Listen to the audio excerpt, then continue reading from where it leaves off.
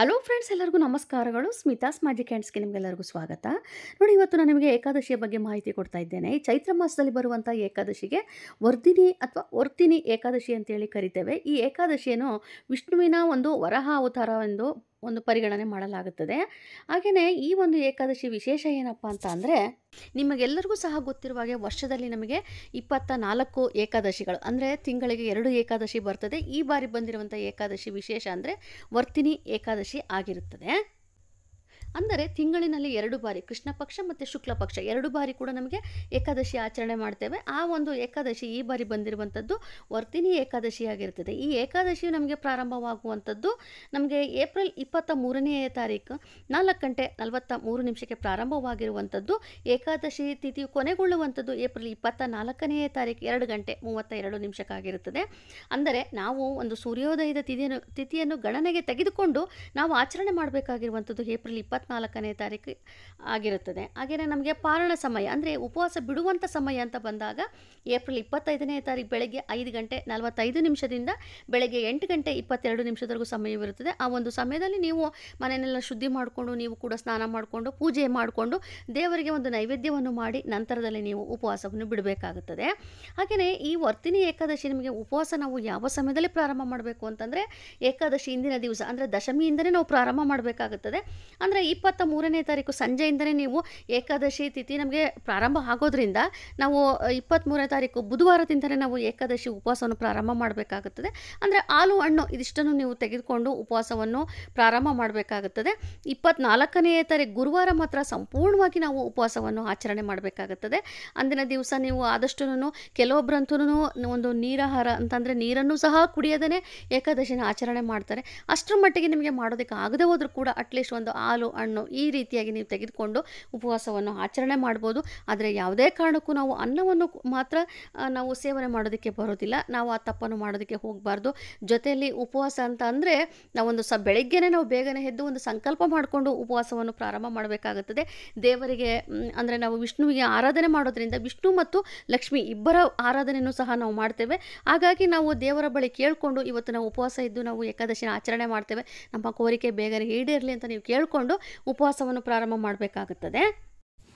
ನೋಡಿ, ನಾವು ಪ್ರತಿಯೊಂದು ಏಕಾದಶಿಯಲ್ಲಿ ಆಚರಣೆ ಮಾಡಿದ್ರೂ ಅಷ್ಟೇನೆ ಆ ಒಂದು ಏನಕ್ಕೆ ಅಂದರೆ ಯಾವ ಕಾರಣಕ್ಕೆ ನಾವು ಏಕಾದಶಿನ ಆಚರಣೆ ಮಾಡ್ತೀವಿ ಅಂತಂದರೆ ಕೇವಲ ಒಂದು ಸಂಪತ್ತು, ಅಭಿವೃದ್ಧಿ, ಗೌರವ ಹೆಚ್ಚಾಗಲಿ ಅಂತಲ್ಲ, ನಮ್ಮ ಜೀವನದಲ್ಲಿ ನಮಗೆ ಮುಂದಿನ ಒಂದು ದಿನಗಳಲ್ಲಿ ನಮಗೆ ಮೋಕ್ಷ ಸಿಗ್ತಾ ಹೋಗುತ್ತದೆ. ಆದರೆ ಎಲ್ಲಕ್ಕಿಂತ ಹೆಚ್ಚಾಗಿ ವಿಷ್ಣುವನ್ನು ಪೂಜೆ ಮಾಡೋದ್ರಿಂದ ನಮ್ಮ ಕೋರಿಕೆ ಕೂಡ ಬೇಗನೆ ಈಡೇರ್ತಾ ಹೋಗುತ್ತದೆ.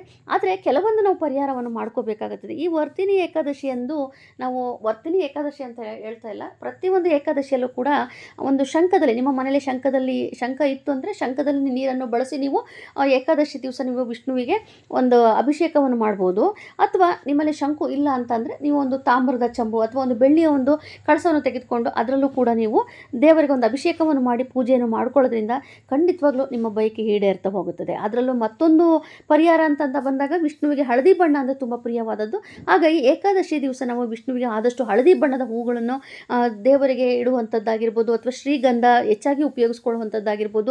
ಹಾಗೆಯೇ ನಾವು ಕೂಡ ಪೂಜೆ ಮಾಡುವಂಥ ಸಮಯದಲ್ಲಿ ಹಳದಿ ಬಟ್ಟೆಯನ್ನು ಹಾಕಿಕೊಂಡು ಪೂಜೆಯನ್ನು ಮಾಡ್ಕೊಳ್ಳೋದ್ರಿಂದ ನಮ್ಮಲ್ಲಿ ಬದಲಾವಣೆಗಳನ್ನು ಕಾಣ್ತಾ ಹೋಗ್ಬೋದು. ಹಾಗೆಯೇ ಏಕಾದಶಿ ದಿವಸ ನೋಡಿ, ವಿಶೇಷವಾಗಿ ನಾವು ತುಪ್ಪದ ದೀಪವನ್ನು ಹಚ್ಚಲೇಬೇಕು. ದೇವರ ಮುಂದೆ 2 ತುಪ್ಪದ ದೀಪ, ಜೊತೆಯಲ್ಲಿ ತುಳಸಿ, ಯಾಕಂದರೆ ವಿಷ್ಣುವಿಗೆ ತುಂಬ ಪ್ರಿಯವಾದದ್ದು ತುಳಸಿ. ಹಾಗಾಗಿ ತುಳಸಿಯ ಮುಂದೆನೂ ಕೂಡ ನಾವು 2 ತುಪ್ಪದ ದೀಪವನ್ನು ಹಚ್ಚಿಡೋದ್ರಿಂದ ನಮ್ಮ ಕೋರಿಕೆ ಬೇಗನೆ ಈಡೇರ್ತದೆ. ಜೊತೆಯಲ್ಲಿ ಮಕ್ಕಳಲ್ಲಿ ಒಂದು ಏಕಾಗ್ರತೆ ಹೆಚ್ಚುತ್ತಾ ಹೋಗುತ್ತದೆ. ಯಾಕಂದರೆ ನಾವು ಪೂಜೆ ಮಾಡುವಂಥದ್ದು ನಮ್ಮ ಮಕ್ಕಳ ಅಭಿವೃದ್ಧಿ ಆಗಲಿ, ನಮ್ಮ ಮಕ್ಕಳ ಒಂದು ವಿದ್ಯಾಭ್ಯಾಸ ಚೆನ್ನಾಗಾಗಲಿ, ಮನೆಯೆಲ್ಲ ಚೆನ್ನಾಗಿರಲಿ, ಮನೆ ಅಭಿವೃದ್ಧಿ ಆಗಲಿ ಅಂತ ಕೇಳ್ಕೊಳ್ತಾ ಇರ್ತೀವಿ.